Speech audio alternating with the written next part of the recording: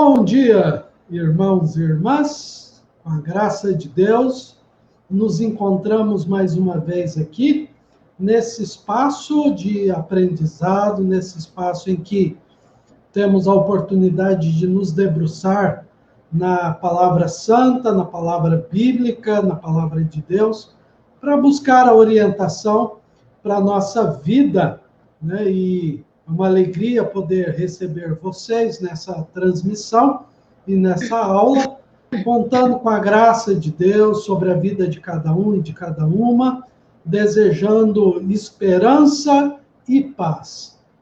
Que esse domingo seja um ótimo domingo, esse domingo que é o terceiro domingo do Advento, nós buscamos a orientação de Deus, né?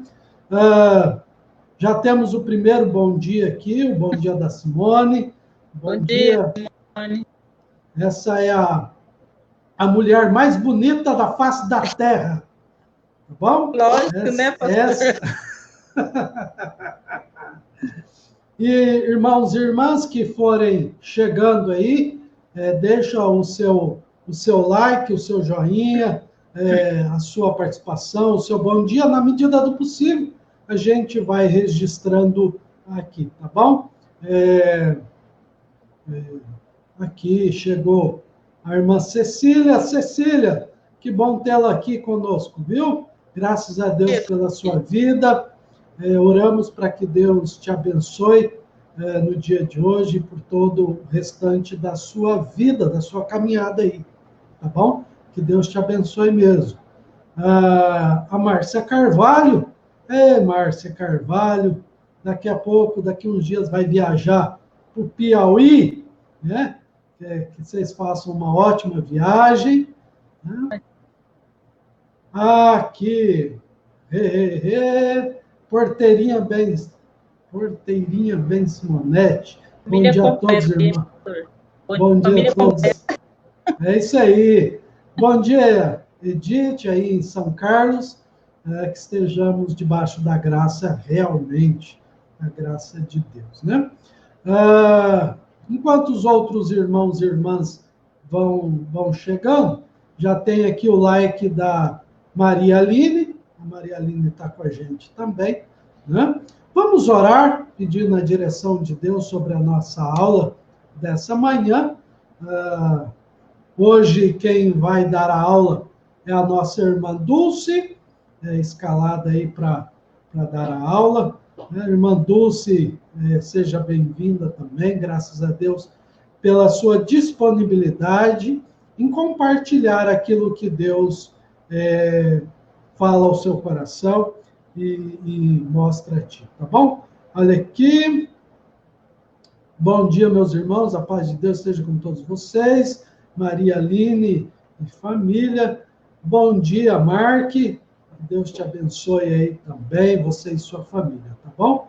Deixe o seu like aí, irmão e irmã, para que a nossa página do Facebook vá se fortalecendo aí. E quem sabe, você deixando o like aí, ó, toda vez que você entrar, você deixar um like, já você recebe o selo de super fã da nossa página, tá bom? Se você quer receber aí o selinho de super fã da nossa página, vai dando like, comentando aí, que já você recebe o selinho de super fã, tá bom? Vamos orar, pedindo a direção de Deus. Pai, nós, nessa manhã, nós nos colocamos diante do Senhor, com o coração agradecido pelas tuas bênçãos, pelas tuas graças que nos alcançam a cada dia. Obrigado, Deus, por esse espaço de aprendizado, mesmo que virtual, mas é uma ferramenta que encontramos para estarmos juntos compartilhando a tua palavra. Obrigado a Deus pela vida da Dulce, que se disponibiliza a compartilhar conosco aquilo que ela tem aprendido de ti e da tua palavra. Nos abençoe nesse momento de reflexão, nesse momento de buscar orientação para a nossa vida. Abençoe a vida de cada irmão, de cada irmã, de cada família, ó Deus.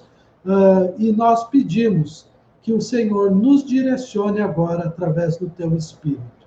Assim, oramos em nome de Jesus. Amém. Antes de passar para você, Dulce, o bom dia aqui da Maria Célia Bortolucci. Lembrando que domingo passado nós tivemos um problema na transmissão do nosso culto, mas eu queria registrar aqui que domingo passado a Maria Célia e o irmão Benê fizeram aniversário de casamento, festejaram aí mais um ano de união matrimonial. Né, Maria Célia? Que Deus abençoe vocês aí e possa sempre fazer valer aquele sentido, até que a morte nos separe, né? E essa união estável, esse casamento lindo, maravilhoso, possa perdurar até que a morte nos separe, né? Bom dia, irmã Raquel, aí em Rio Preto. Olha lá quem está aqui para te ouvir, ó. Irmã Marli Barradas. Bom dia, Marli. Lá de Balneário do Camboriú. Irmã Marli e pastor Valdeci, sejam bem-vindos.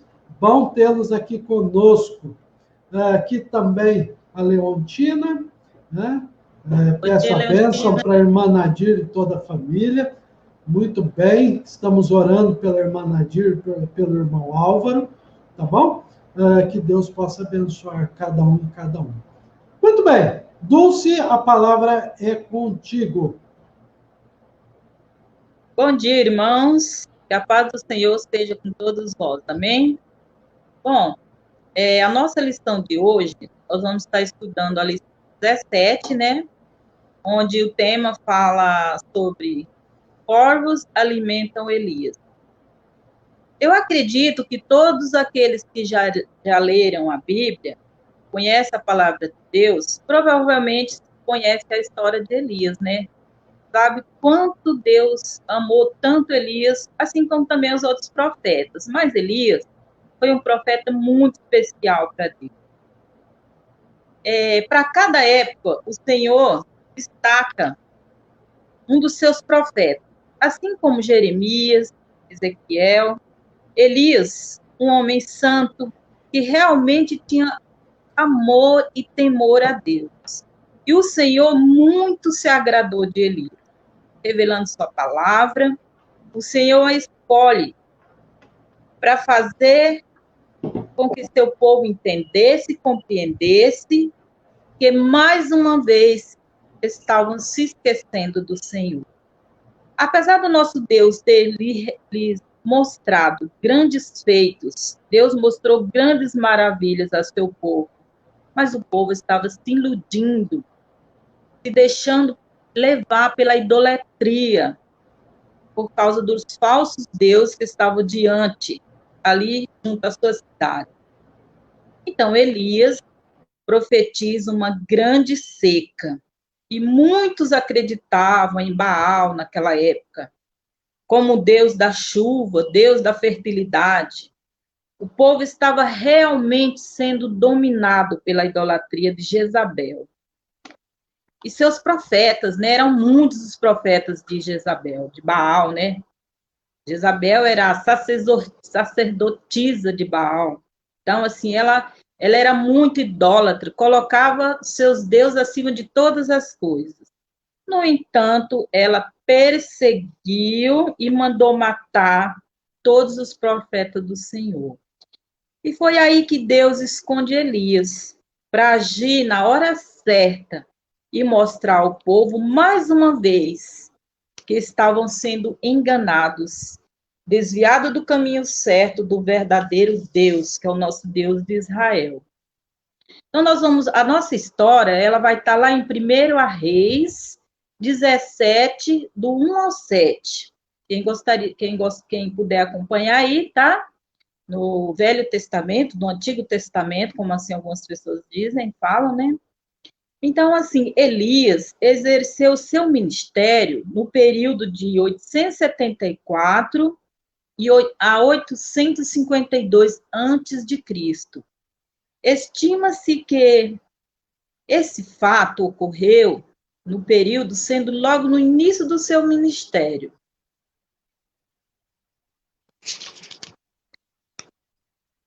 O povo de Israel se esqueceu do Senhor e servia a outros deuses.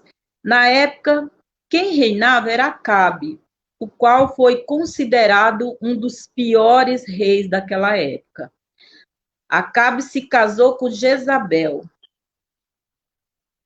uma princesa fenícia que adorava Baal, um deus da fertilidade, e os povos acreditavam que dele vinha chuva. Jezabel levou sua religião e seus profetas para Israel e fez com que todo o povo se voltasse contra Deus. Assim, o povo se esqueceu que era o Senhor quem abençoava e dava a chuva. E foi nesse período que surgiu um grande profeta para mostrar-lhe que eles tinham se desviado do caminho do Senhor. Então, o profeta Elias, tesbita dos moradores de Gileade, profetiza uma grande seca sobre a terra. Eu acredito que todos nós que conhecemos a Bíblia, a palavra do Senhor, nós já ouvimos falar dessa grande seca, né? Nós estudamos a palavra, então nós sabemos exatamente como tudo aconteceu. Elias tesbita dos moradores de Gileade, profetiza uma grande seca sobre a terra, conforme a palavra do Senhor. Como Deus sabia que o profeta corria risco de ser perseguido pela rainha Jezabel, enviou para a torrente de Querite, um riacho que nascia nos montes de Efraim, percorrendo toda a região da Alta Galileia. Nesse riacho tinha uma passagem que servia como um excelente esconderijo para que o profeta ficasse resguardado, e como era um lugar com água, não teria sede. Então, assim, Deus já mostra, né, o quanto cuidado ele tem com aquele que tem temor verdadeiro a Deus, que tem amor. O povo de Deus, quando saiu do Egito, Deus mostrou muitas coisas boas que poderiam acontecer com esse povo. Mas o povo, eu não sei se talvez por tanto sofrimento que o povo vinha tendo, mas eu acredito que isso não é motivo, né? Porque nós não podemos amar a Deus somente nos momentos bons. Nós temos que colocar o nosso Deus em primeiro lugar, também nos momentos ruins, né? Porque a vida não é feita só de coisas boas, pode acontecer coisas ruins também, até mesmo por causa das nossas próprias escolhas. Deus não quer nada de mal para o seu povo, ele só quer o que é bom.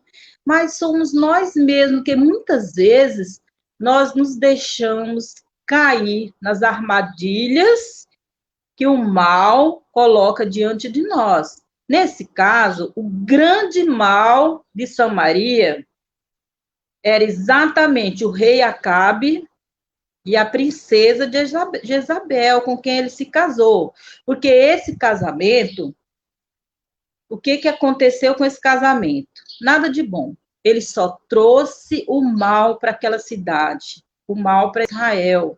O povo se tornou idólatra, não seguia mais a Deus, seguia apenas a Baal e outros deuses que ali eles seguiam, e se esqueceram completamente quem realmente tinha poder, quem realmente é o Deus verdadeiro, quem realmente dará a vida, dará a chuva, que era o nosso Deus verdadeiro.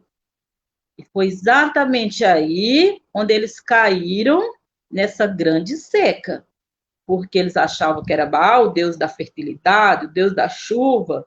No entanto, esse Baal só trouxe desgraça para todo esse povo.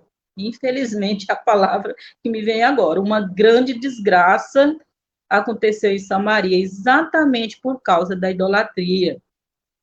Hoje, nós estamos livres da idolatria? O que o senhor me diz, pastor? Se eu poderia acrescentar alguma coisa sobre isso?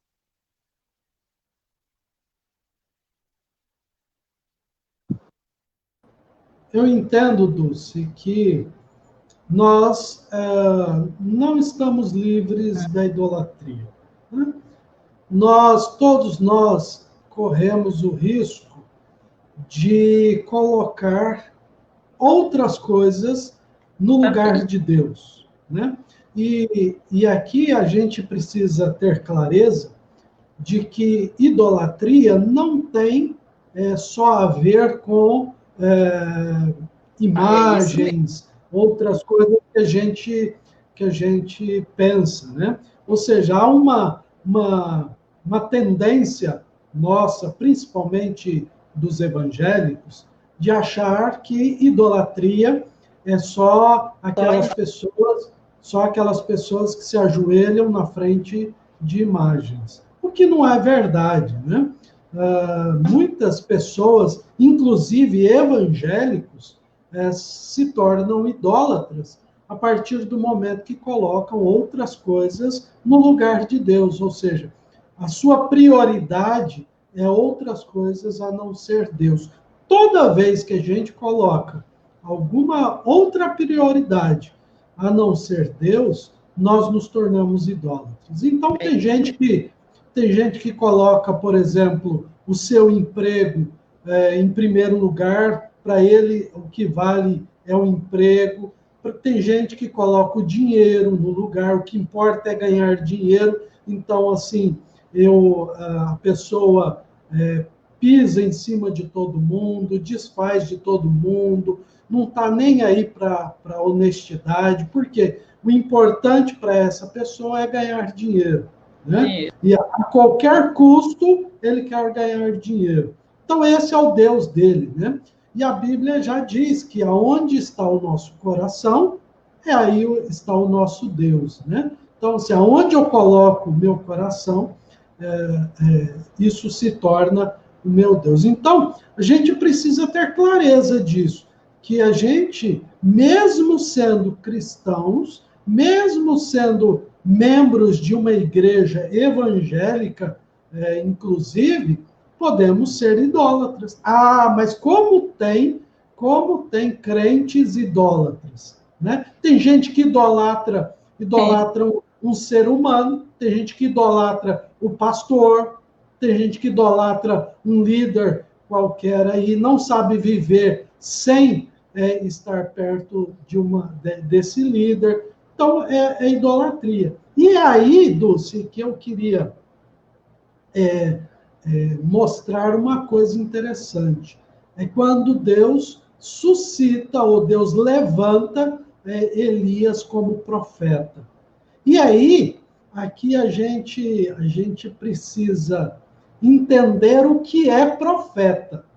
Eu acho que para essa aula, olhando a vida de Elias, nós precisamos entender, nós temos a grande chance de entender o que é um profeta ou o que é uma profetisa. Não é porque Deus pode usar tanto homens quanto mulheres, né? Deus sempre usou em toda a sua história, em toda a história humana, Deus sempre usou homens e mulheres. Então, essa história de que só os homens podem falar, só os homens podem pregar, só os homens podem ensinar, essa é uma das grandes mentiras,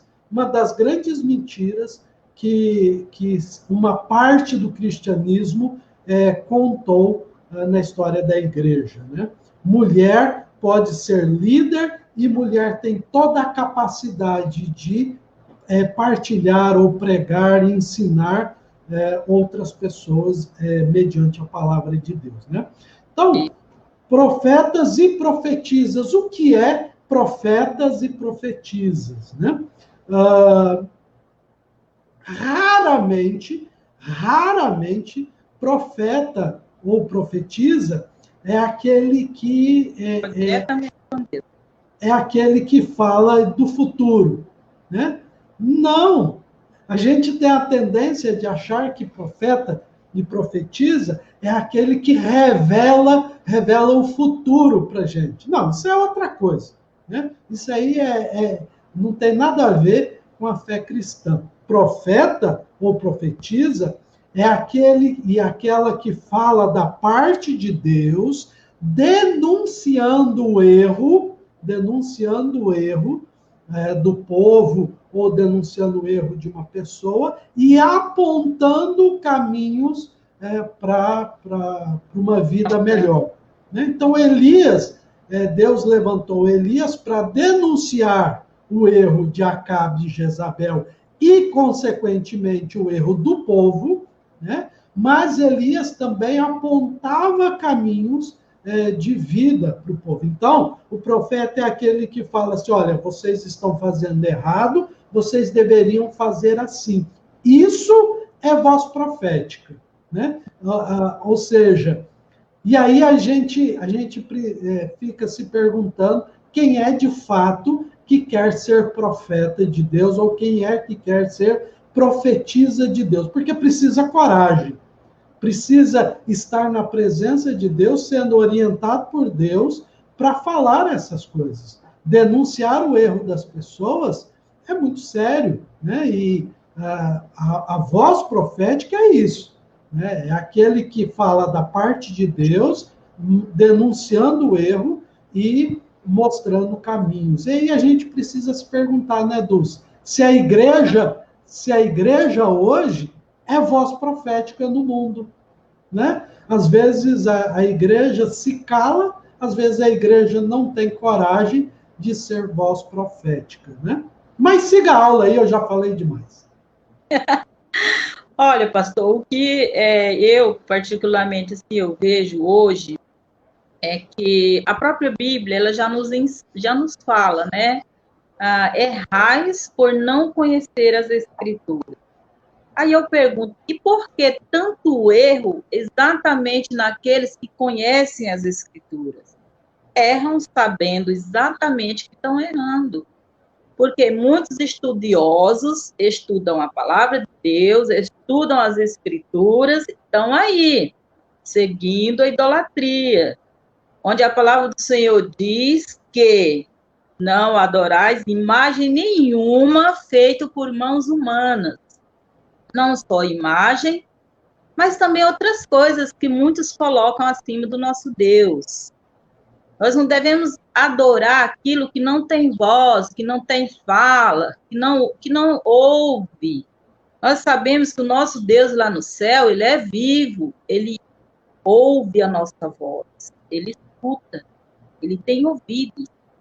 Uhum. Ele está exatamente agora ouvindo tudo que nós estamos falando aqui agora em seu nome. Então, por que, mesmo sabendo do que está escrito nas Escrituras, nós continuamos caindo no erro? Por que errar tanto? Nós somos pecadores? Sim, somos. Mas também somos chamados a ser santos, a aprender, a ser melhor, a viver para Deus. E olha exatamente por que o povo em Samaria caíram nessa desgraça toda aí da seca, da fome, porque a cidade foi transformada numa cidade idólatra, onde todo o povo que seguiam a Deus, que conheciam o caminho de Deus, se voltaram para trás, esqueceram de Deus. E eu acho que, pastor, porque eles tiveram diante da cidade um péssimo exemplo. E são os péssimos exemplos que fazem com que o povo de Deus andam para trás. Nós não podemos deixar pessoas levarem péssimos exemplos ao nosso povo. Nós, pastor, que somos a voz do Senhor, que recebemos de Deus essa voz, não podemos deixar a verdade sempre e a verdade para sempre. Nós não precisamos nos enganar. Por que nós temos que nos enganar diante da verdade? Eu vou me enganar porque eu quero me dar bem em alguma coisa?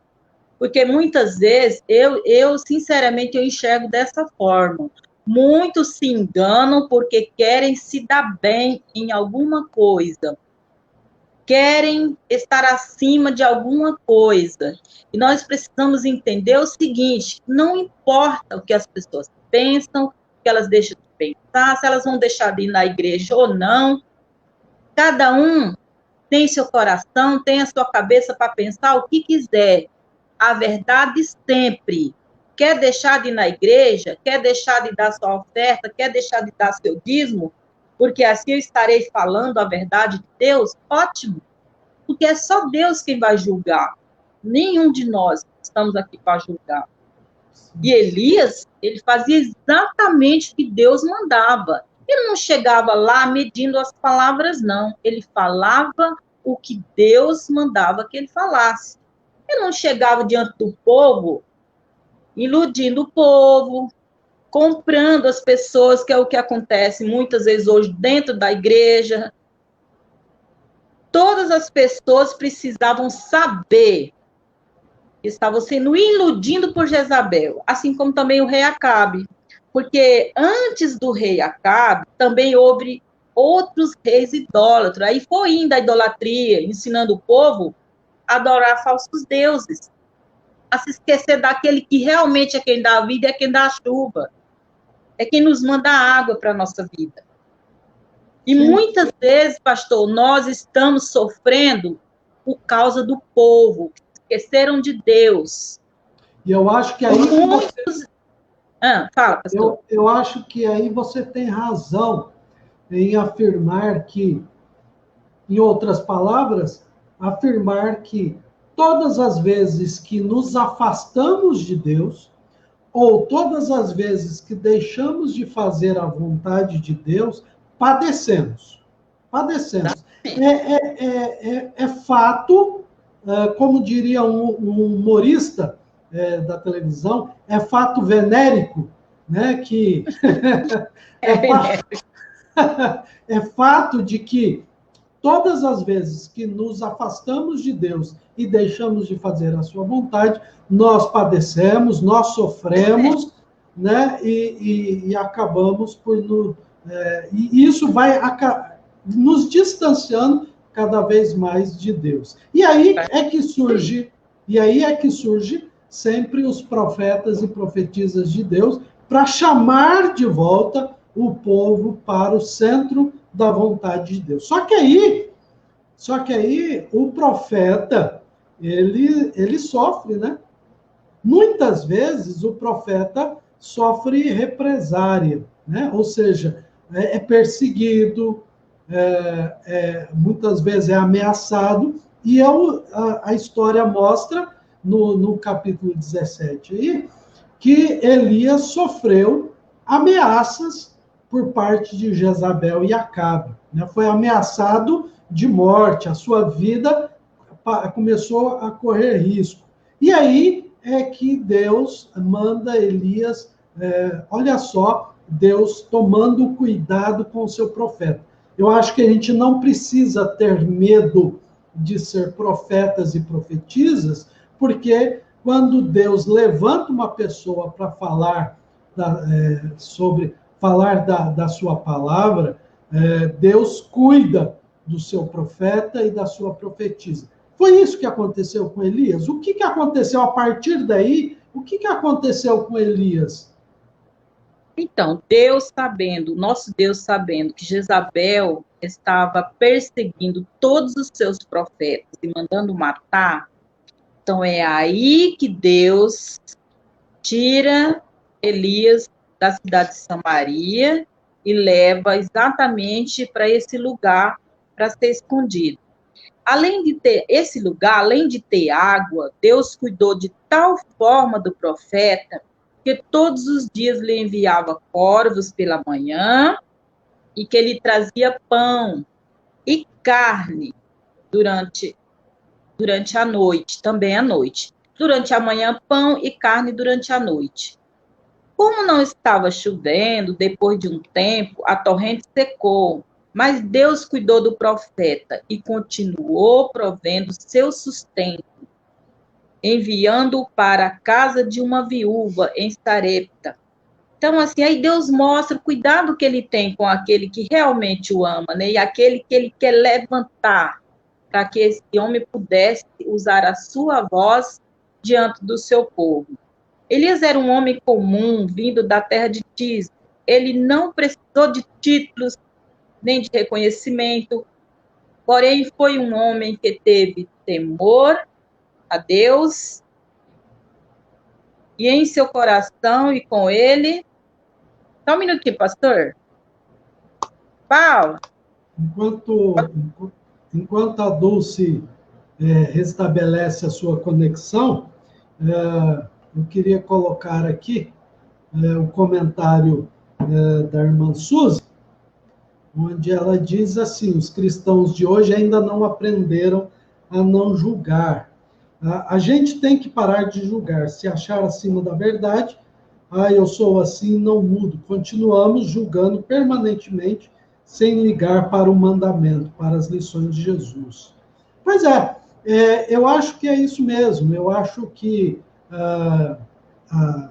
nós ainda não aprendemos a olhar as coisas conforme a vontade de Deus. Quando eu acho que estou entendendo, Suzy, a sua colocação, no sentido daquele julgamento precipitado, né? Os cristãos de hoje ainda não aprenderam a não julgar, ou seja, a não julgar no sentido da salvação. Porque eu não sei, de fato, quem é salvo, quem não é. Nós, seres humanos, não temos condições de olhar o coração das pessoas e julgar o coração das pessoas. A única coisa que Jesus ensinou e mostrou para nós é a questão de olhar os frutos, né? A partir dos frutos da pessoa, a partir do testemunho da vida da pessoa, nós podemos conhecer se é uma boa pessoa ou não, né? Mas, de fato, o único que tem direito e condições de julgar se a pessoa é salva ou não é o próprio Deus, né? E nós precisamos ter a boa intenção de acolher. E eu acho que é aí que é a função do profeta e da profetisa, de fato. É não julgar a pessoa no sentido de condenar a pessoa. O profeta não é aquele que condena, né? O profeta ou a profetisa não é aquele que joga a pessoa no inferno, né? O profeta é aquele que... Mostra o caminho. Exatamente. O profeta é aquele que, olhando com carinho a vida da pessoa, mostra o erro, mas chama a pessoa, aponta, né, o caminho verdadeiro para seguir. Então, eu acho que a voz profética, ela tem mais a ver com acolhimento, amor, do que com julgamento, com condenação, né? O profeta, ele não condena. Elias não condenava ninguém, ele mostrava o erro, mas condenar não, né? Eu acho que é nesse sentido, Suzy, que é a questão do julgar, né? Pode continuar, Dulce. Então, continuando, né? Eu tive um probleminha aqui, né, pastor? O profeta Elias, ele teve uma intimidade com Deus, né? Ele conversava com Deus pessoalmente. E Deus o levantou para mostrar ao povo que eles tinham se desviado do caminho certo. Vemos o cuidado do Senhor em mandar Elias justamente para uma torrente de água, pois ali não teria sede, até que esta viesse a se secar. Ali foi também um excelente local para se esconder das tropas do rei Acabe. Deus cuidou de cada detalhe para resguardar Elias, até chegar o momento do confronto, o momento certo. Deus cuidou de Elias e é assim que ele cuida de cada um de nós. Ele não nos desampara e se mostra presente em nossa vida, em tempos desafiadores. Ele é o nosso melhor esconderijo. Nele podemos descansar seguro. Vai estar lá no Salmo 91, 1. Olha, nós vimos o cuidado que Deus teve com Elias, né? Também, não só com Elias, mas também com o seu povo, né? Porque se o nosso Deus não fosse um Deus bom, Deus misericordioso, que apenas condenasse por causa do nosso erro, ele não estaria preocupado em levantar um profeta para que pudesse levar esse povo para o caminho certo, tirar esse povo desse Deus, dessa enganação que estavam levando à ruína. O povo estava indo à ruína por causa dos mandos e desmandos de Acabe e de Jezabel. Mas Deus mostra o seu grande amor com esse povo. Mas tem uma coisa, Dulce, que me intriga aí nessa história. Mas o cuidado de Deus tinha que ser através de um corvo, ou através dos corvos? Fale um pouco sobre isso aí, porque Deus cuida a história fala que Deus cuida de Elias, Deus, tudo bem, levanta Elias para profetizar, mas a partir do momento que a vida de Elias corre perigo, Deus, deixa eu cuidar do meu profeta aqui, e de fato Deus cuida de Elias, mas tinha que ser através de corvo. Então, para o senhor ver, né, pastor, que para o nosso Deus nada é impossível, né? Porque corvos, né, é um pássaro considerado até mesmo, eu não sei se ainda é, mas naquela época era considerado um pássaro imundo, né? E por que considerado um pássaro imundo? Porque eles se alimentavam de animais mortos. Mas para Deus tudo é possível, né? Você vê que Deus faz com que os corvos fosse até Elias levasse pão e carne. E agora você já imaginou para a nossa cabeça, para a cabeça do povo, como seria isso, né? Um animal imundo alimentando o profeta de Deus. Veja como que Deus pode, de repente, purificar todas as coisas, né? Até mesmo as coisas imundas, elas podem ser purificadas. E é exatamente o que acontece. Por isso que nós não podemos desistir das pessoas. Nós não podemos julgar, não podemos condenar. Se até mesmo o nosso Deus, ele pode usar um pássaro, que era considerado imundo, para alimentar o profeta do Senhor, quem somos nós para julgar uns aos outros, né? Então, o que Deus quer de tudo isso? Ele quer somente tirar o seu povo daquela vida miserável que eles estavam levando naquela cidade. A cidade estava sendo destruída, sendo construído postes ídolos. Imagina como que não estaria aquela cidade, todo aquele povo sendo enganado. E aí que Deus, vendo que seus profetas poderiam estar todos mortos, porque Jezabel só queria saber dos seus profetas, e através desses profetas que ela estava iludindo o povo. Então Deus diz, espera aí, assim não. Então Deus mostra quem realmente tem o poder, quem realmente pode fazer todas as coisas. Imagina um pássaro. Fala, pastor. Eu estava aqui pensando, ouvindo você falar aí do corvo, né, e do cuidado de Deus. Eu queria tocar num ponto polêmico aqui. Isso. Aí, pastor. Eu sou bem provocativo, e aí eu estava pensando aqui, se o corvo não representa, por exemplo, hoje, no tempo que estamos vivendo, contextualizando esse texto, será que o corvo não está representando o povo chinês hoje? Porque, veja bem, olha, os irmãos me perdoem, mas eu sei que o assunto é meio polêmico, mas eu preciso tocar nesse assunto por causa da questão do preconceito. Né? Tem muita gente que eu tenho conversado, muita gente nas redes sociais, isso está cheio, lotado, de pessoas dizendo que não vai tomar a vacina simplesmente porque tem a contribuição dos chineses, né?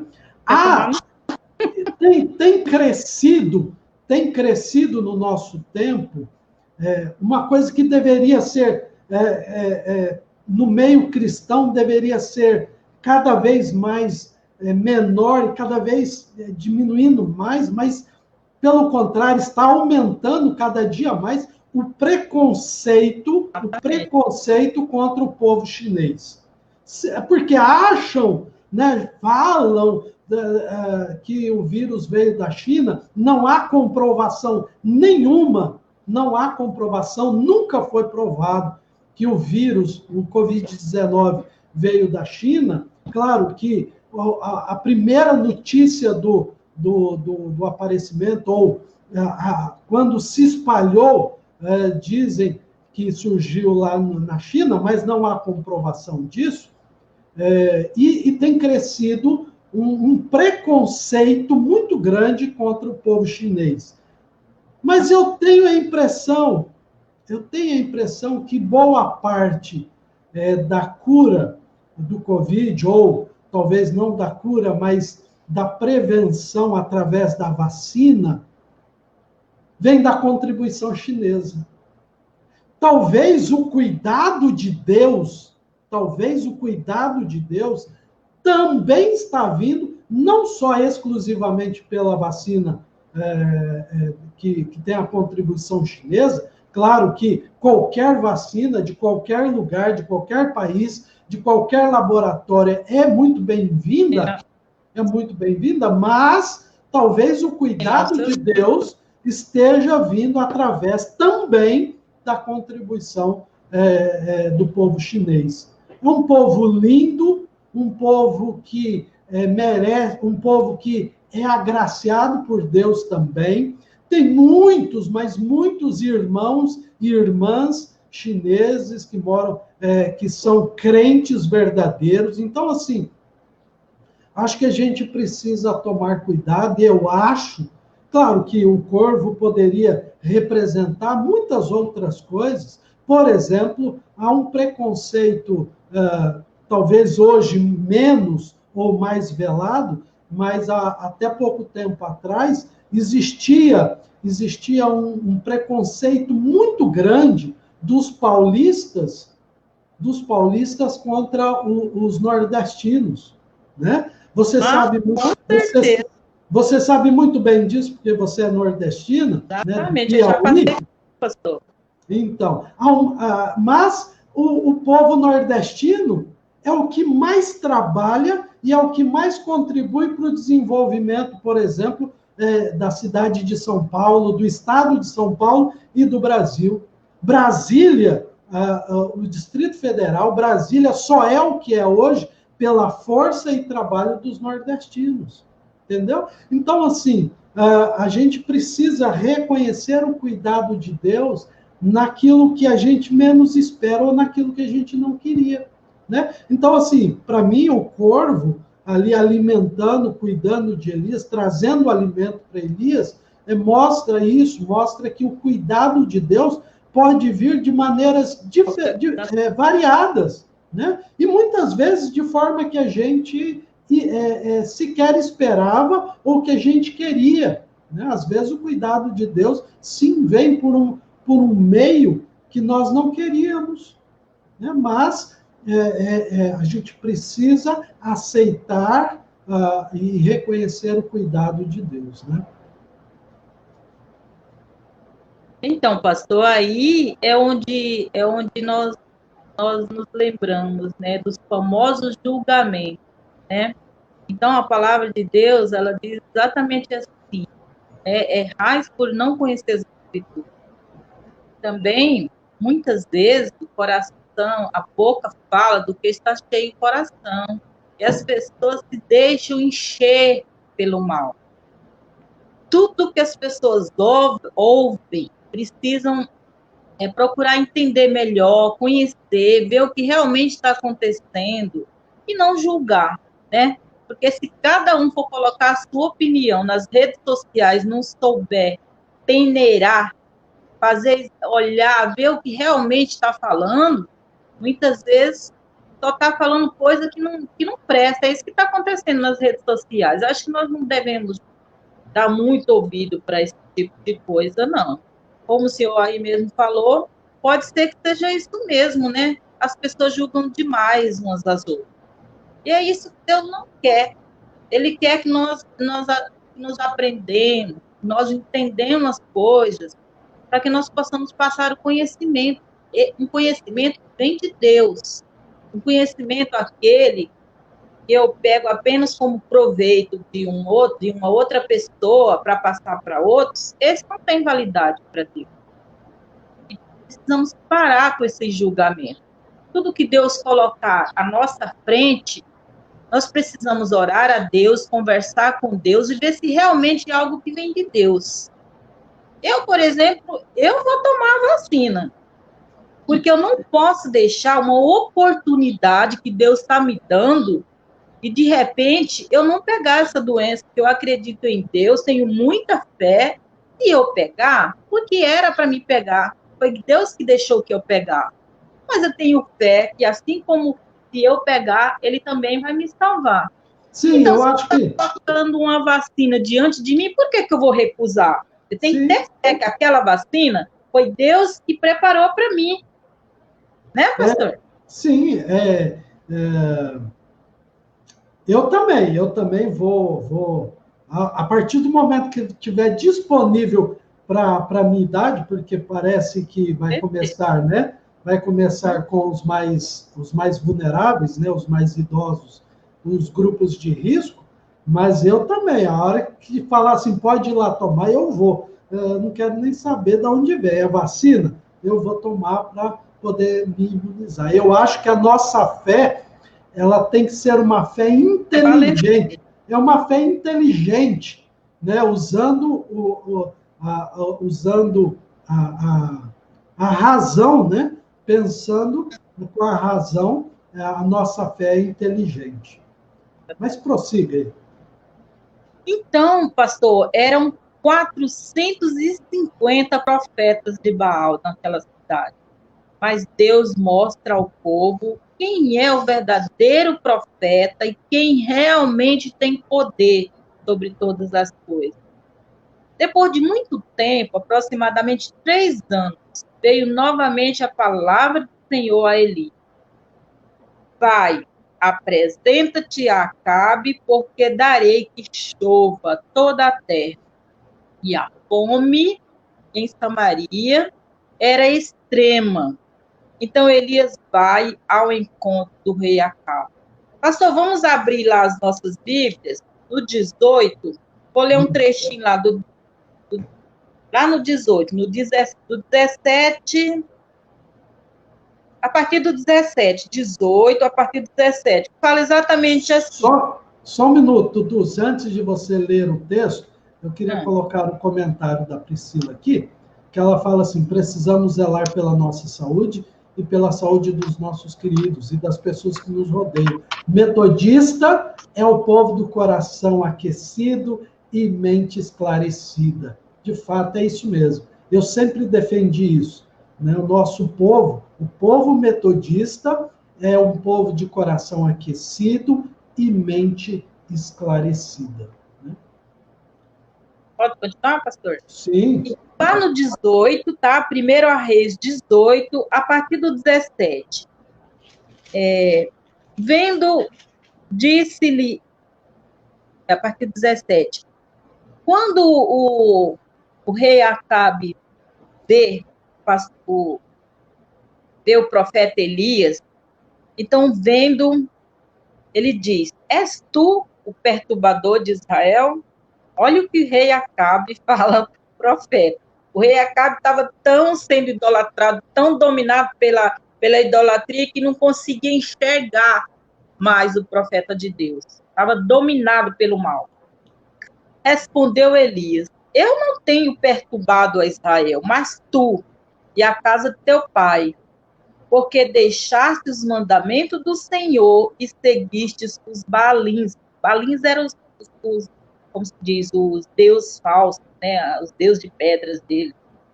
Agora, pois, manda juntar a mim todo Israel no Monte Carmelo, como também os 450 profetas de Baal. os 400 profetas do poste ídolo, que comem da mesa de Jezabel. Então enviou Acabe mensageiro a todos os filhos de Israel e ajuntou os profetas no Monte Carmelo. Então Elias chegou a todo o povo e disse: até quando cocheareis entre dois pensamentos? E o Senhor é Deus. Segue-o. Se é Baal, segue-o. Porém o povo nada lhe respondeu. Então disse Elias ao povo: só eu fiquei dos profetas do Senhor. E os profetas de Baal são 450. Tem-se, pois, 2 novilhos, escolham eles para si um dos novilhos e divide-o em pedaços e ponha sobre a lenha, porém não lhe metam fogo. Eu preparei outro novilho e porei sobre a lenha, e não lhe meterei fogo. Então invocai o nome do vosso Deus, e eu invocarei o nome do Senhor. E há de ser que é o Deus que responder por fogo, esse é que é Deus verdadeiro. E todo o povo respondeu e disse: esta é uma boa palavra. Então o povo queria saber. O povo estava tão perdido, pastor, que não sabia realmente que existia um Deus maior, que estava acima do Deus da Jezabel. Então o povo realmente estava dominado, né?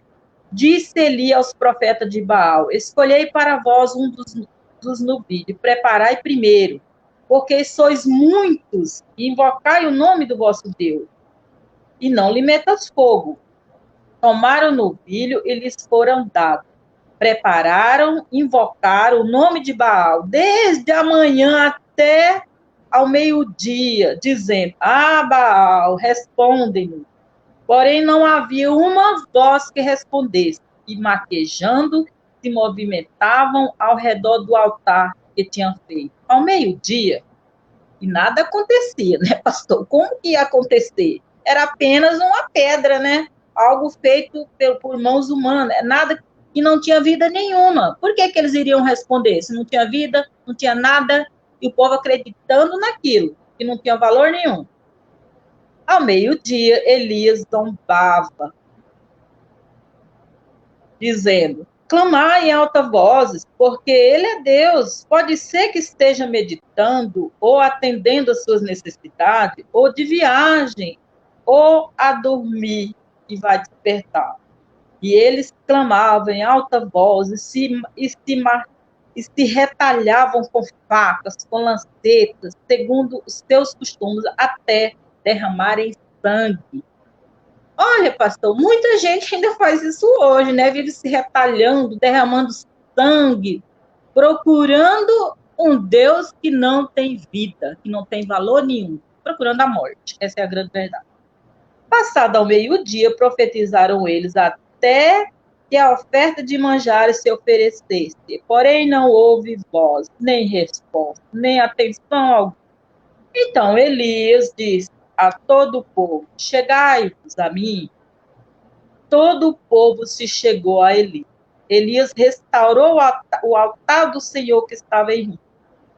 Tomou 12 pedras, segundo o número das tribos dos filhos de Jacó, a qual viera a palavra do Senhor, dizendo: Israel será o teu nome. Então, assim, quando o profeta Elias invoca ao nosso Deus, imediatamente o nosso Deus já ouve. O que acontece? Desce todo aquele fogo, né? E acende. Então, o povo realmente começa a enxergar com o coração e com os olhos também, né, pastor? Quem realmente é o Deus verdadeiro. E eu acho, Dulce, que tudo acontece no tempo de Deus mesmo. Né? Exatamente. É Deus que comanda todas as coisas. Por quê? Primeiro, ele levanta Elias para denunciar o erro de Jezabel, de Acabe e do povo. Né? Só que aí a vida do profeta corre risco. Né? Aí o que acontece? Deus resguarda o seu profeta, leva-o lá para o ribeiro, alimenta com os corvos, né? Ou seja, cuida do seu profeta, e no momento certo, no momento propício, leva Elias de volta, né, para a cidade e ali usa o profeta para mostrar quem é o verdadeiro Deus. Ou seja, irmãos e irmãs, eu penso que Deus age no momento certo, cuidando do seu povo, cuidando dos seus profetas e das suas profetisas. E nós todos somos chamados para sermos voz profética no nosso tempo. Elias foi levantado por Deus para ser profeta naquele tempo. E hoje é nós que somos voz profética. E quando falamos em voz profética, não estamos dizendo de uma pessoa ou um grupo de pessoas, né? Não é só o pastor, não é só a professora da escola dominical, o professor, o coordenador do ministério, que é voz profética. É todo o povo de Deus, todos os discípulos e discípulas de Jesus Cristo, é levantado para ser voz profética no seu tempo. Né? Nós vivemos hoje num tempo em que precisamos ser voz profética na nossa sociedade. Ainda mais nesse tempo do advento, onde nós anunciamos e nos preparamos para o nascimento do Messias, para o nascimento do Salvador. Então, sejamos, irmãos e irmãs, voz profética sem medo de falar da palavra de Deus. Sejamos voz profética no nosso tempo e na nossa história. Muito bem, Dulce. Estamos no final do nosso tempo aqui, já chegando a 1 hora de aula, e eu queria deixar você, queria passar para você para dizer as últimas palavras aí, tá bom? Então, só terminando, pastor, mais um trechinho aqui que eu gostaria de ler, e eu acho que o povo realmente precisava ver para crer, né? Como na época de Tomé ainda, voltando lá atrás.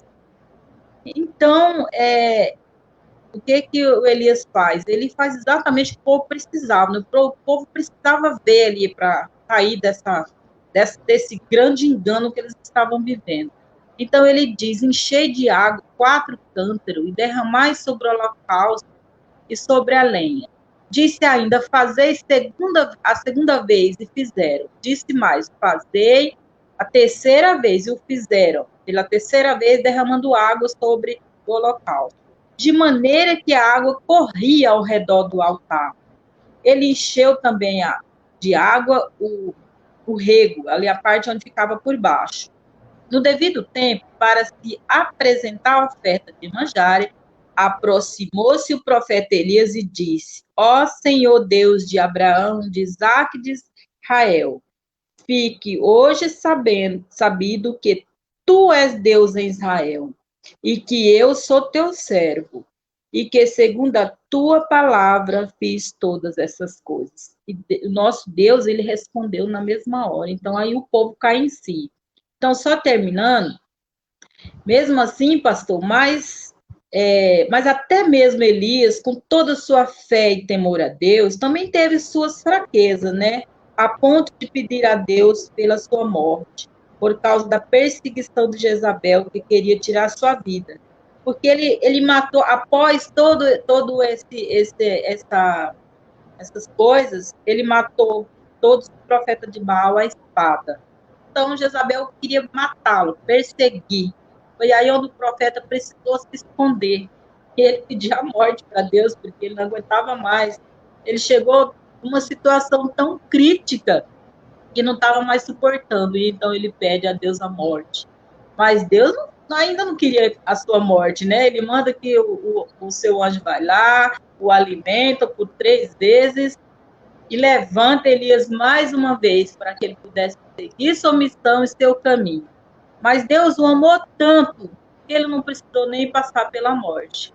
Quando foi a sua vez de deixar o mundo físico, a terra, o que Deus fez? Nosso Deus, ele o arrebatou. Eu fiz a palavra, né? Numa carruagem de fogo. E aí, pastor, o senhor gostaria de continuar mais alguma coisa? Não, eu só queria dizer assim, que Elias era gente como a gente. Né? Exatamente. Elias era gente como a gente, com as suas, com os seus pontos fortes, as suas qualidades, mas também tinha as suas fragilidades, tinha as suas tensões, Né? e isso mostra que ser profeta e profetisa de Deus não é nenhum super-homem ou super-mulher, não é ninguém perfeito, não. Né? Então, assim, todos nós podemos ser profetas e profetisas de Deus, é só se colocar à disposição de Deus para ser usado, e Deus vai cuidar de cada um de nós. É uma promessa de Deus. Essa história de Elias é uma promessa do cuidado de Deus para nós, tá bom? Muito obrigado, Dulce, por essa aula, por trazer esses pensamentos a nós, né? Trazer essa possibilidade de discutirmos esse assunto, de olhar o cuidado de Deus através da vida do profeta Elias e dos corvos, né? Corvos se alimentando o profeta de Deus, né? Muito bem. Ô, pastor, Vamos. só um trechinho. Os corvos, ele nos mostra, né, que o quanto que nós podemos cuidar uns dos outros, não podemos desprezar ninguém, né? Todos nós temos os nossos valores para Deus. Quantas vezes eu fui ajudado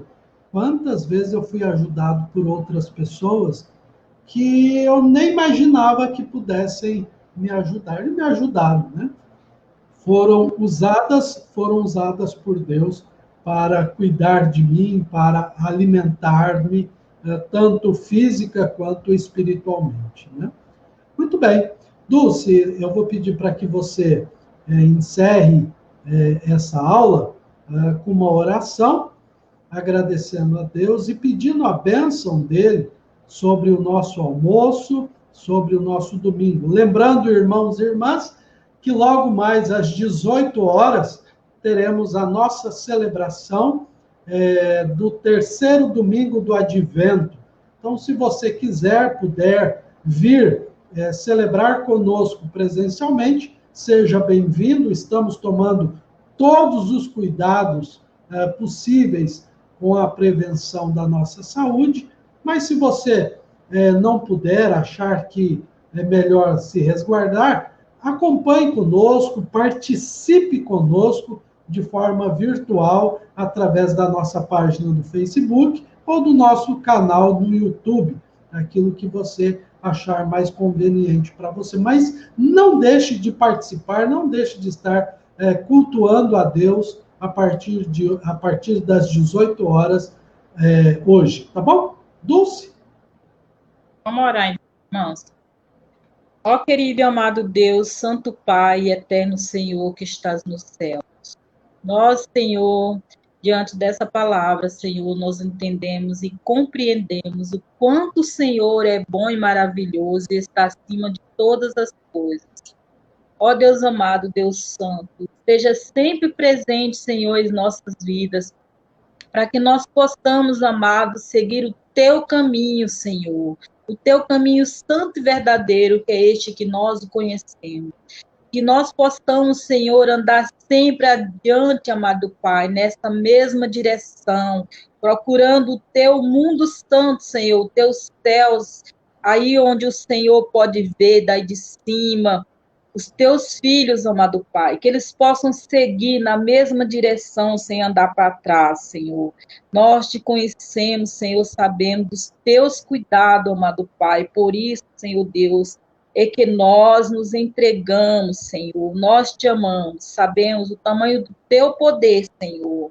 O Senhor é Deus, o Senhor está acima de todas as coisas, e tudo que há, tudo que houve nessa terra, foi porque o Senhor assim o permitiu.